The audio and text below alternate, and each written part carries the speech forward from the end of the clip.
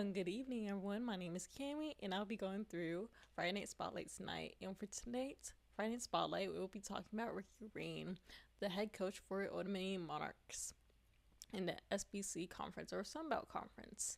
And so the reason I want to talk to you guys about him is because he's becoming very notable just because of his recent win in the Cure Bowl, among other games. Of course, we do have our difficulties with JMU, among other teams, but a win's a win, especially when it's against VT. So just going in, we just want to talk about how he has definitely reshaped the Monarchs football team through different structure and player development. Definitely spending his time with players, especially players like Mario Easterly, among others. And he's also very competitive, very consistently too. As many wins as there has been many losses as well, as he has joined the team and joined the program in 2019. He is been through a full rebuild cycle, including roster resets, culture installation, and competitive reintegration with the Sunbelt Conference. He has also had, of course, a milestone with the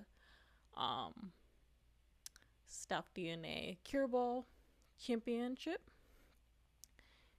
and it was also in Orlando, Florida, for those that have seen it. He's also one of the more successful seasons in modern ODU football history, and it's also a statement moment validating the program's upward trajectory under his leadership. So it's a very good thing that he has not only joined the program, but he's also working his way up and working the program up with him. And as we've seen with CJ1, Colton Joseph, he has also had a good experience as a QB as well. So which is why he is able to work so efficiently and so well with these QBs such as Quinn Henicle, who we saw persevere during the Cure Bowl, but also had that hard hit, which could trigger CT later down the line, but we're not going to talk about that right now. So he took over following a 1-11 season in 2019, navigated the program through a 2020 shutdown, a bowl appearance in 2021, and also continued to competitively grow in a double-digit win season. And so he also helped reestablish and redisciplined the growth of the program as well, as we spoke about earlier.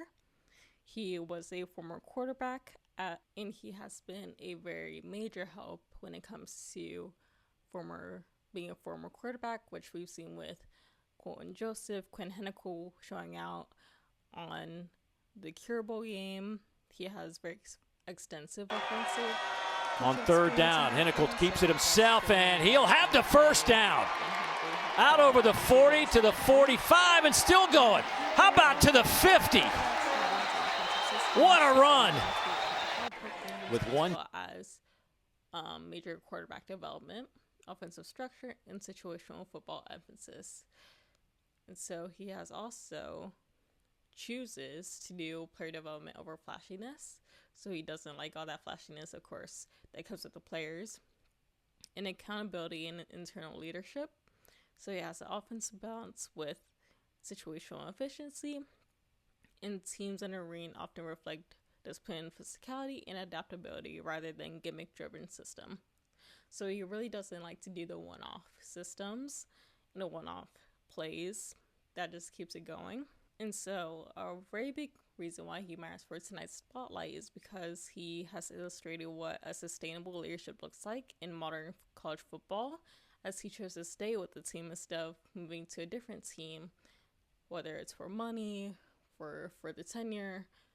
He's built his tenure, and I feel as though he has continued to build that relationship with the players, and thus that continues to stay with them. And the Cure Bowl also not only reflects a tangible trophy, but a tangible representation of what his coaching and what works for him and his team. And then as Old Dominion continues forward, of course, his tenure will always be there, and he'll always have that era within the Sunbelt Conference. And that's it for tonight's Friday Night Spotlight, and I'll see y'all then.